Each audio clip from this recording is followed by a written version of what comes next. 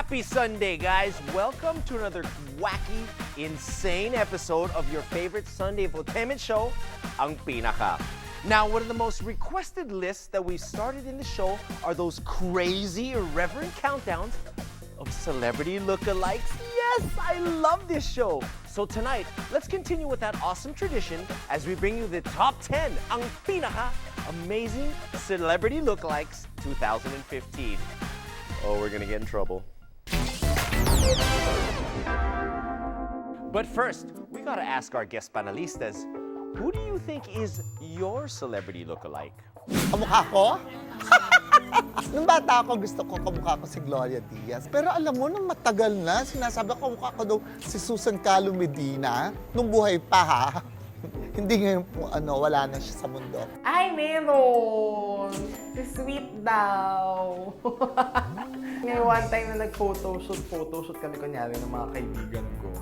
Tapos minake-upan nila ako. Tapos sabi nila, ay, kamukha mo si Sweet. Tapos kaboses pa daw. Hindi ko sure. Sabi ng anak ko, my #1 fan. Siguro dahil sa haba ng mukha, si George Clooney. It's a compliment, I guess. So, I agree. Interesting comments, panelista. Welcome to the show! Alright, simulan na natin ang paglilista. Pasok sa number 10, Gwen Zamora and Monica Bellucci.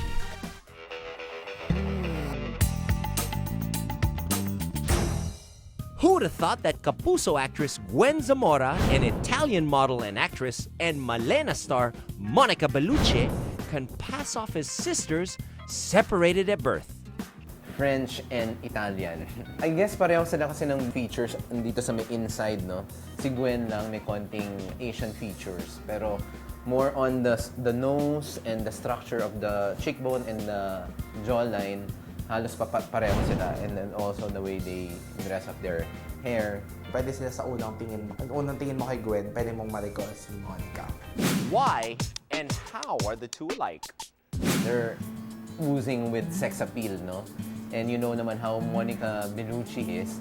She's a very known Italian sex goddess, which is ngayon she's the official, the latest Bond girl. So I guess doon nakukuha yung comparison, no? Pareho yung bone structure, sex appeal. Sa shape ng face, na pag ganun.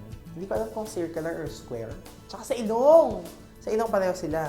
Yung matangos pero hindi matulis. Hindi flat. Pareho sila ng ilong. Sa mata din yung fierce eyes na parang gano'n. Pareho sila. Tsaka yung kilay, gano'n. Yung lips medyo hindi masyado. Oh, by the way, did you know that Monica Bellucci at 51 is the oldest James Bond girl ever? Congratulations, Monica. Now, who's bound to gain more from the comparison? Gwen or Monica? Advantage kay Monica Bellucci. Kasi bata si Gwen. Pag tinignan mo si Gwen, mukha siyang Diyosa, gano'n. Maputi, may tindig din ng beauty queen, gano'n. Tsaka ang ganda ng kulot ng hair niya. Yung physique, gano'n. Yung tangkan.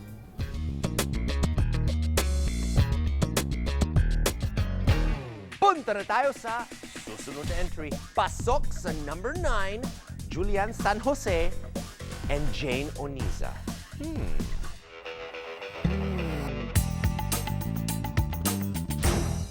Do you agree that Kapuso young actress, singer, and social media star Julian San Jose is the long-lost sister of young actress Jane Oniza? May konting hawig. At first, nag-alangan ako, hindi ko makita talaga. Pero may nakita akong picture nila. What are the glaring similarities and differences of our dynamic duo? Dahil nga siguro pumayat na si Julian, she's becoming a woman, big hair, medyo nag-iba na yung look. Jane Onieza naman, always been groomed as parang maganda, beauty, and all of that. Kasi si Julian, before hip-hop lang, R&B, ganyan, di ba? So medyo boyish. Ngayon, woman. Pareho kasi talaga eh. Siguro sa kilay. Mas manipis siguro yung kay Jane. Pero makikita mo naman pag, parang siguro sa picture lang din. Pero pag tinayo mo sila ng magkatabi, baka hindi. Siguro sa styling, sa makeup din. Now, my chaps and Jane are actually aware of the resemblance, and even their fans welcome the comparison. Pareho sila din na pa-V yung face. Parang heart shape. Heart shape yung ganun, di ba? Pareho silang heart shape, tapos yung ngiti nila, tsaka yung mata, Although parang medyo bigger yung kay Jane. Pero pareho yung ano eh. Yung parang, ano yung pag umano yung mata. Yung pumose na gano'n. Paano matawag doon? Basta may gesture sa mata na pareho sila. Na pag nakita mo.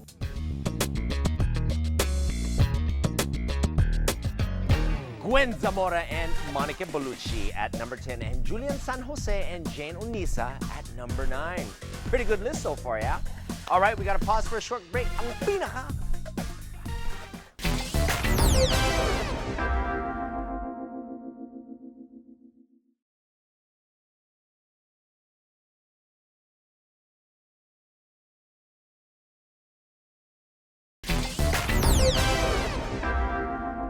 Welcome back, guys. Thanks for hanging out. Tuloy tayo sa paglilista. Pasok sa number 8, Bianca Manalo and Olivia Munn. Pwede.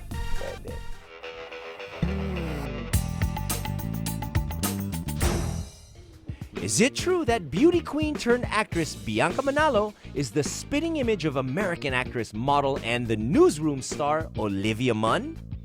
Ay, of course, si Bianca Manalo, nakanaka ko yun eh. She modeled for me. I'm very close with her. Nung mahaba ang buhok ni Bianca, nakita ko yung look niya kay Olivia. Looking at it, it was like, wow, oo nga. Kamukha nga sila. So, what are the amazing similarities of the two? Yan ang medyo malaki ang pagkakahawig, no? In terms of the cheekbones, the bone structure, the dimension of the face, the way they present themselves. They're both sexy. They both appear on men's magazine. Pareho eh. Smile nila, parehong pasweet. Lalo pagka si Bianca nagpapasweet, kamukha sila. The cheekbone. And then, siguro yung kurba ng lips kapag ka ngumingiti. Although, yung kay Olivia ay mas stretched. Ewan ko, baka tinipid lang ni Bianca yung ngiti niya sa picture. Pero, pareho. Tsaka yung ngipin, gano'n. Sa inong din, medyo hawig sila. Naging kamukha niya si Olivia, especially nung pa-acne siya ng hair, no? Nung lumabas yung cheekbone and yung kanyang jawline. So how will this affect their careers and who will gain more from the comparison? Advantage siya kay Bianca kasi foreign actress yung na-compare sa kanya. Tsaka siguro doon, baka magkaroon din siya ng recall bukod sa pagiging binibining Pilipinas. Tsaka siguro baka kaya yun din. Siguro isa yan sa mga factors, yung beauty queen, beauty. Kay Bianca, of course, from, syempre, foreigner, si Bianca, she's 100% Filipina. So, for her beauty to be compared to a Hollywood star, ang ganda nun.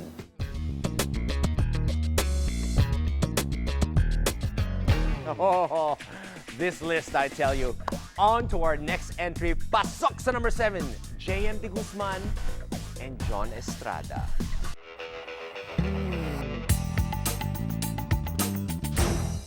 Do you agree that hugot actor of That Thing Called Tadhana, J.M. De Guzman, can pass himself off as the brother of model and character actor John Estrada? Actually, ang galing eh, no? May pagkakahawig nga sila. Siguro sa nose line, sa structure, no? Yun nga lang, matangkad si John.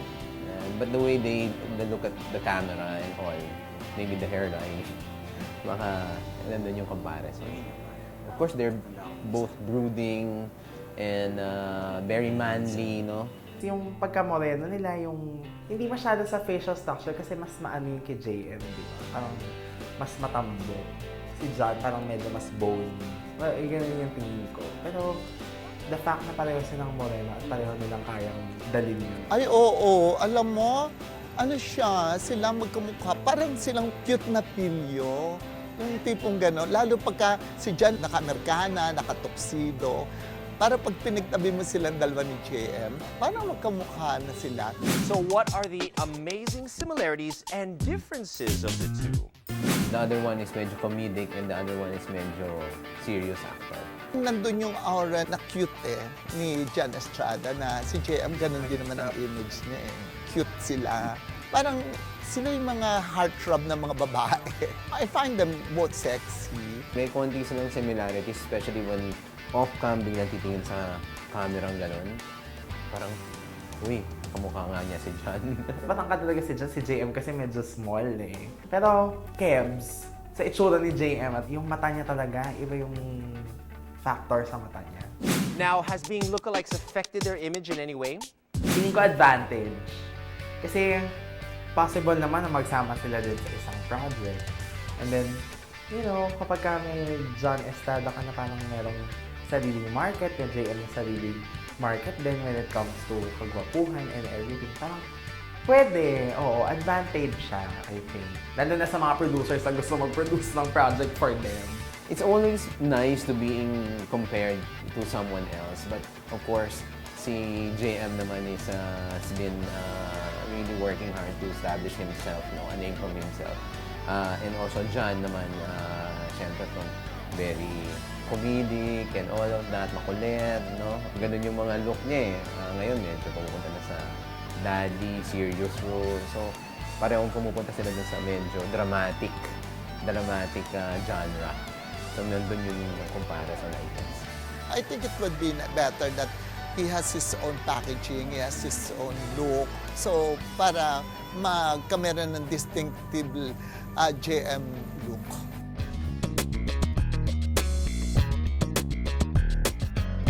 Bianca Manalo and Olivia Munn at number 8, and James De Guzman and John Estrada at number 7.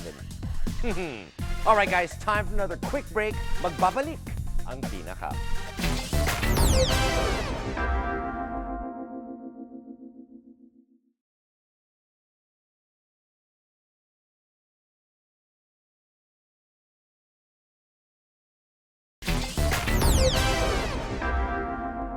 Back to our interesting countdown of some of the most amazing celebrity lookalikes for 2015. Coming in at number 6, Valin Montenegro and Bea Alonzo.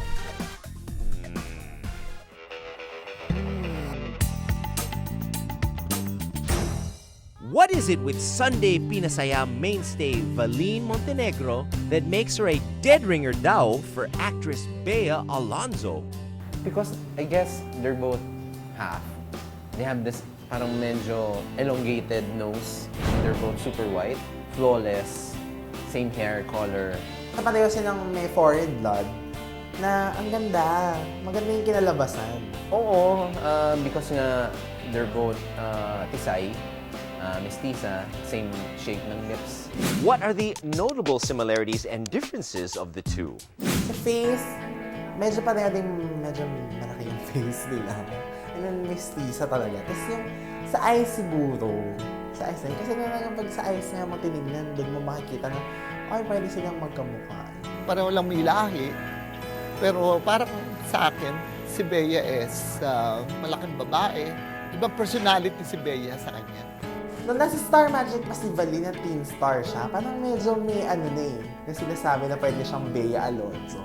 Kasi pareho silang maputi, pareho silang medyo malaki yung build ng katawan, pero sexy.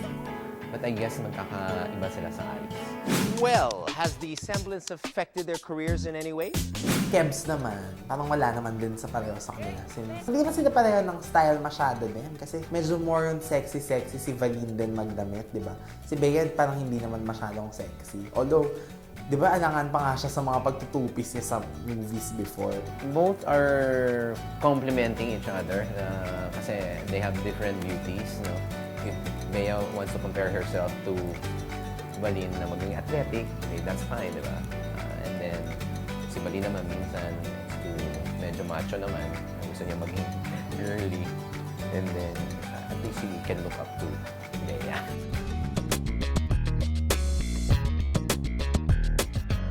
Punta na tayo sa susunod entry. Halfway there, guys. Coming in at number 5, Regine Velasquez and Angeline Quinto.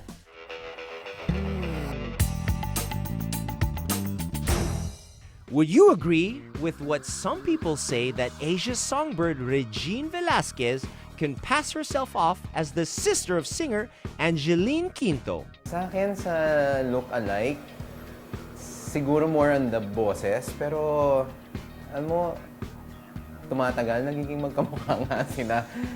Pero pareho sila maganda yung boses, magaling mag-perform, pareho ng aura, no? Diva. So I guess nako-compare talaga yung beauty nila. Dahil same sila ng field, same sila ng performance level. At Siyempre, pag tinitingnan mo sila ng nasa stage, halos iisa yung look. Palibhasa, pareho sila kumakanta at idol ni Angeline si Regine. So ayun, kinopya ni Angeline si Regine. Naging magkamukha pa sila ngayon. Ay, eto naman, matagal na. Nung sumasali pa lang si Angeline, kahit habang pag kumakanta, pag in-observe, yung may moment sila na parang, ay, parang si Angeline, si Regine. Pero hindi mo masasabi na parang si Regine, si Angeline. Pero si Angeline, masasay mo na, oh, medyo Regine, may hawig. All right, let's analyze it first. What are the mind-boggling similarities and differences of Regine and Angeline? Heck, even their names sound the same. Kasi ang aura at saka yung mata nila, parehong medyo pabagsak na gano'n ng mata. Tapos pati yung packaging kasi nila, pareho eh. Oo, pati kilos nila on stage. Pag pinanood mo si Angeline, nakikita mo sa kanya si Regine. Hindi sila pareho ng timbre ng boses, pero papasa. Tapos, hindi pareho din sa features nila na mata. Hindi sila identical twins. Pero there are similarities. Iba yung bone structure ni Angeline sa ni Regine. Pero in terms of the aura and the dating, diva, di ba, concert, big performance, theatrical, and all of that, yun iisa. So I guess dun ako compare. Are there any advantages or disadvantages that they look alike? Nakakatulong. I mean, you know, let's face it, kung ikaw less sikat ka doon sa idol mo at na-compare ka, may advantage yun doon sa nagmana. Siyempre naman, sino man mga hindi gustong sumunod sa yapak ni Songbird, di ba? Mas maganda kung mag-e-explore siya ng yung iba naman, siguro para iba din yung makita. Pero hanggang ngayon na kung saan pa siya mas comfortable at saan din mas comfortable yung tao na nakikita siya. I don't think naman decapit sa other, pero instinctively sa mga audience, lumalabas ganun eh. Okay, I guess okay lang. I feel na hindi naman sila magkapareho talaga ng style. May kanya-kanya silang style. Iba ang style ni Regine.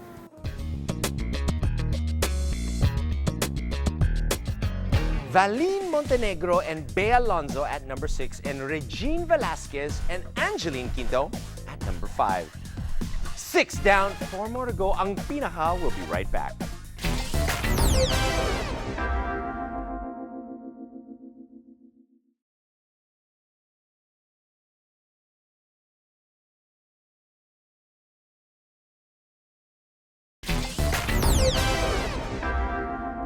Welcome back! Balik tayo sa paglilista ng Amazing Celebrity Lookalikes 2015.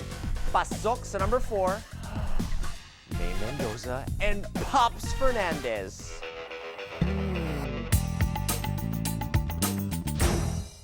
Who would have thought that Dub Smash Queen, phenomenal social media superstar, and hottest celebrity endorser at the moment, May Mendoza, aka Yaya Dub, can pass herself off as the daughter of 80s concert queen, Pops Fernandez. Yan ang very surprising na hindi ko naisip na magkamukha sila. Pero looking at the picture, so wow.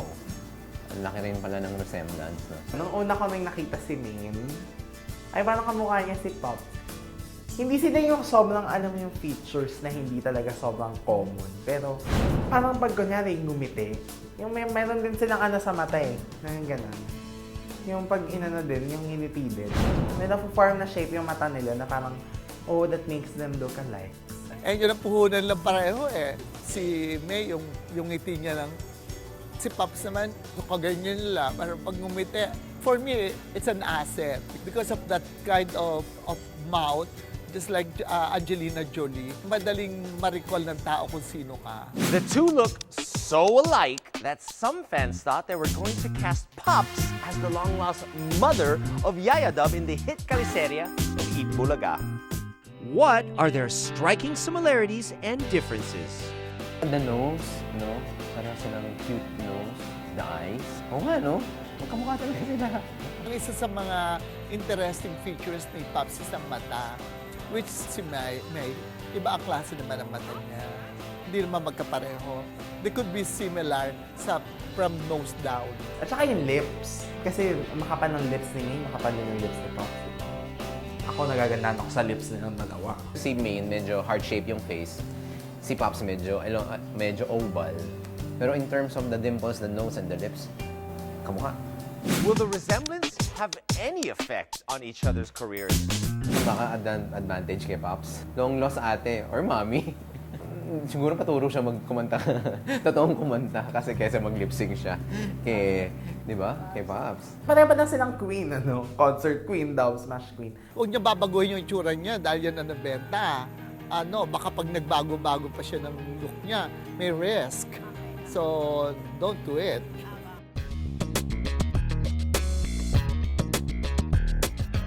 Punta na tayo sa susunod na entry. Pasok sa number 3, Arian Bautista and Tony Gonzaga.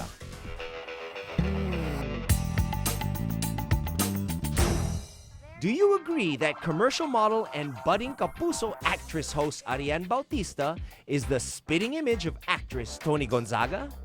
Oh my God! Kamukhang-kamukha sila. Arian, sa mga commercials. And every time we see her, sabi ko, kapatid mo ba si Tony? As in, kamukhang-kamukha. The way they smile, the cheekbone, especially the panga. Siyempre, mga Gonzaga sisters are very known for their jawline. Pwede siyang mag-double kay Tony. Nung na-interview siya, tapos sinabi na kamukha niya si Tony, sabi ko, sino ba yun? Kamukha niya si Tony, patingin nga. Nung pinakita sa akin, ay, kamukha niya nga talaga. Alam mo, I love panga. I love mapangang babae, lalaki. Di ba? Mga pangahan nyo, sexy yung ganun. That's why I like Tony Gonzaga's beauty.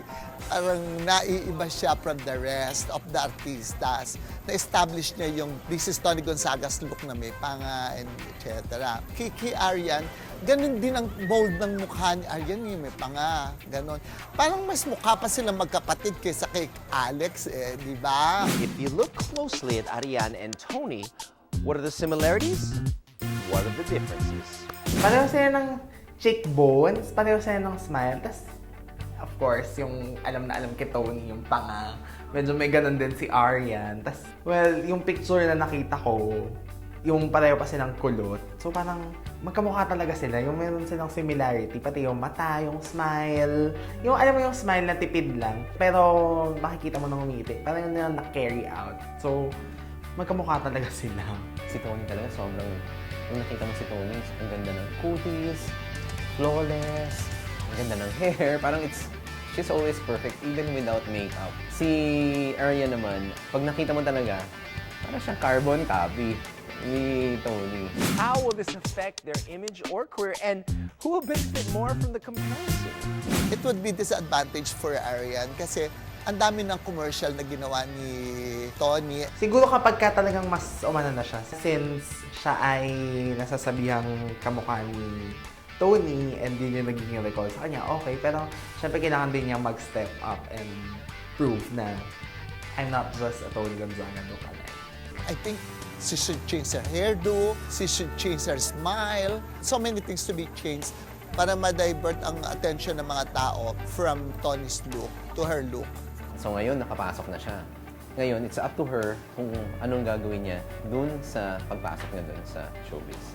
Kung paano niya gagawin yung sarili niyang path or yung identity.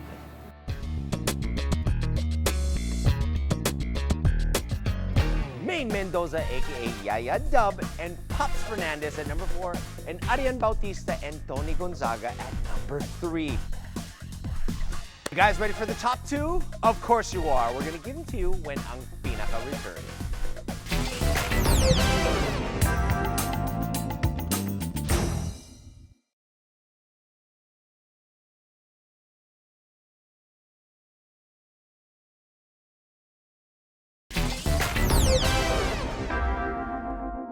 We are down to our last 2 juicy entries. Pasok sa number 2, Catherine Bernardo and Nadine Lustre.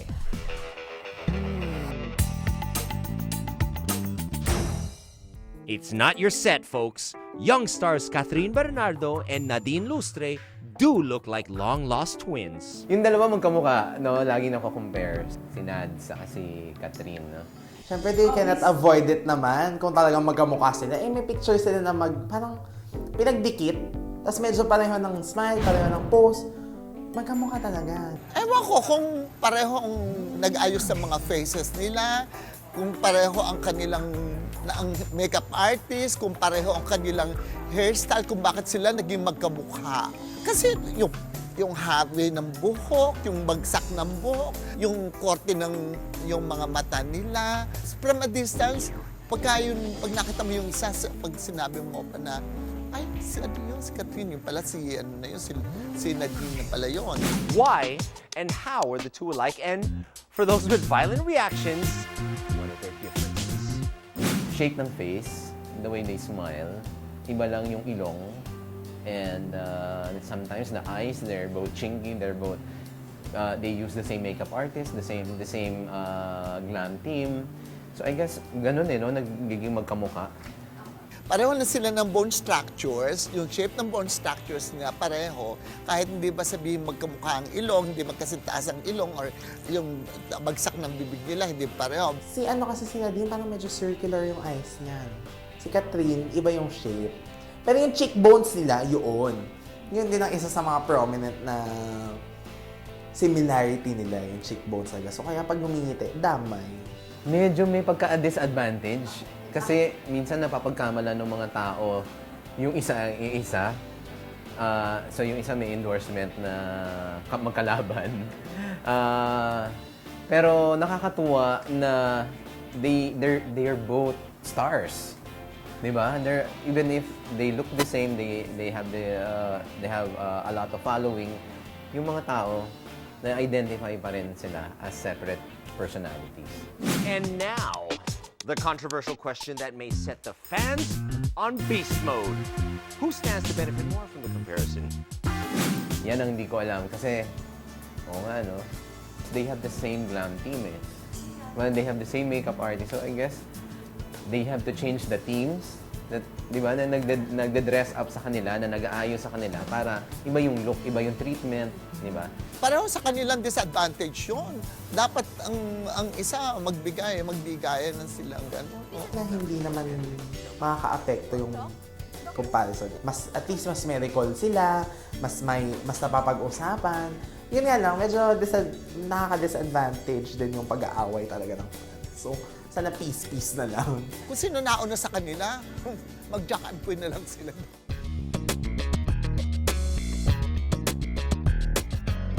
Before we do the big reveal, mag-recap muna tayo from items 10 to 2. At number 10, Gwen Zamora and Monica Bellucci.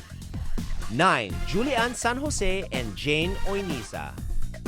8, Bianca Manalo and Olivia Munn. 7, Jem de Guzman and John Estrada. 6, Valine Montenegro and Bea Alonzo. 5, Regine Velasquez and Angeline Quinto. 4, Maine Yaya Dub Mendoza and Pops Fernandez. 3, Ariane Bautista and Tony Gonzaga. And 2, Catherine Bernardo and Nadine Lustre. At ang nanguna ang number 1, ang pinaka-amazing celebrity lookalike for 2015 is Alden Richards and John Lloyd Cruz. Woo!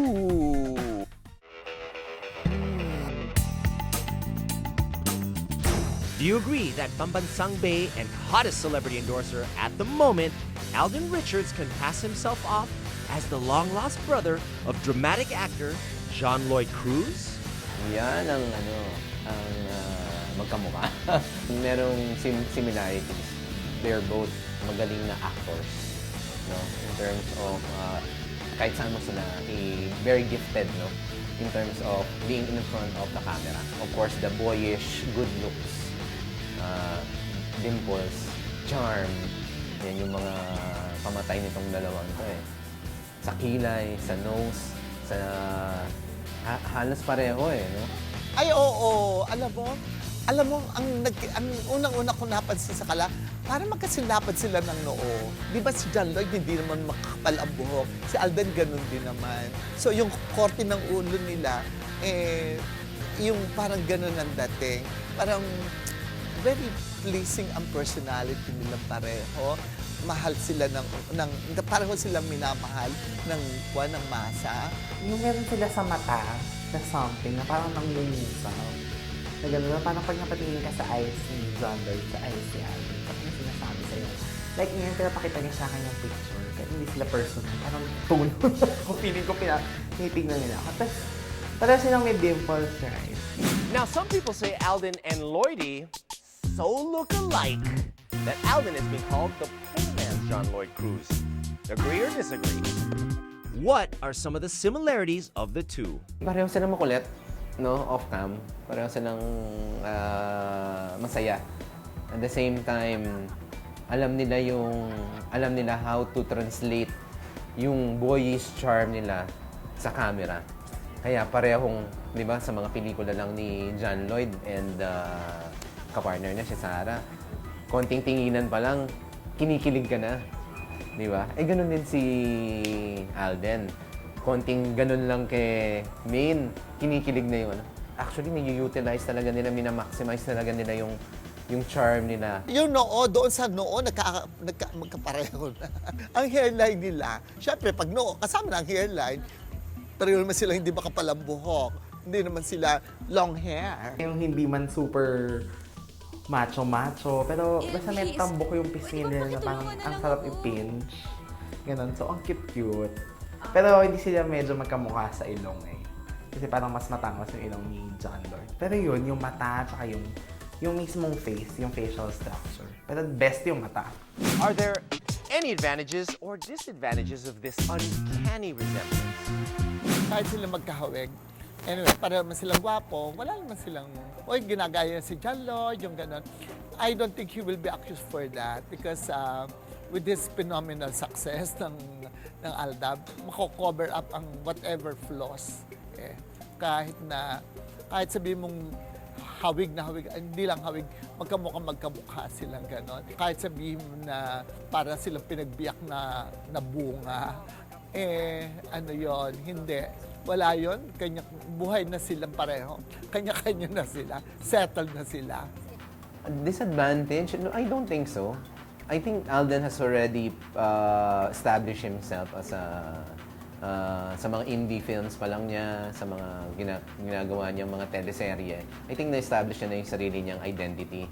Especially now with the Kalye serye na sobrang lakas. I think na-establish niya na siya si Tisoy. I don't think so. I think alam na ng tao na may pagkakahawig, pareho silang gwapo, pareho silang ano. Pareho naman silang nasa peak eh. John Lloyd has already reached his peak. And then Alden is currently there. Parang wala namang kinalaman yung pagiging magkamukha nila kung mako-compare man sila. Well, at least, di ba, alam natin na pareho silang bankable na leading man, pareho silang gwapo, pareho silang may ibubuga talaga sa acting. So parang hindi naman nila kailangan yung isa't isa.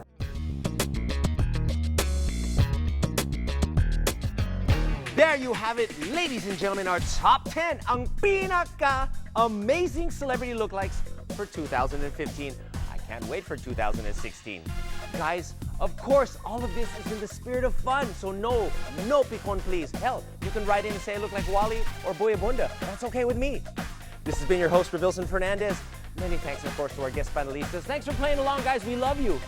Next week, get your pens and notepads handy as we continue listing down the top 10 of anything and everything that looks like you. Dito lang sa paboritong lista ng bayan, ang Pinaka.